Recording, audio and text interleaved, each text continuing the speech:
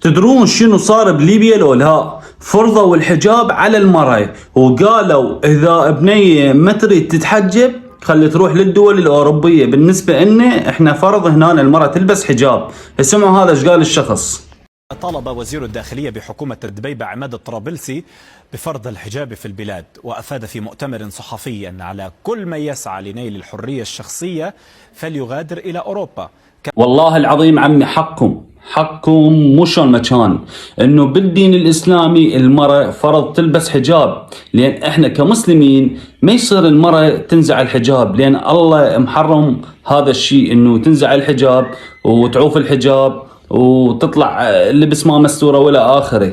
ترى الله ما يحب هاي الأمور كلها، وإحنا كمسلمين لازم نلتزم بشروط الله سبحانه وتعالى، أنه الحجاب فرض والستر فرض لا أكثر ولا أقل. بس بعض العالم أنه سوت هاي الأمور كلها على مود يقولون والله هذا الشيء حلو وماكو شيء اسمه فرض ولا آخره. وخلوها ببالكم ترى الحجاب والستر مذكور بالقرآن الكريم، أي مثل ما جاي يقول لكم الحجاب والستر مذكور بالقرآن الكريم. فيا أختي العزيزة أتمنى تطبقين شرع الله، وكل الحب والاحترام لكم يا حبايب قلبي. ولا تنسون حطوا لنا اللايك والمتابعة وحركة الاكس بلور، واي شيء ينزل جديد تلقونه بحسابي. تحياتي لكم يا حلوين، واهم شيء تابعون حسابي على الانستغرام الرابط بالوصف.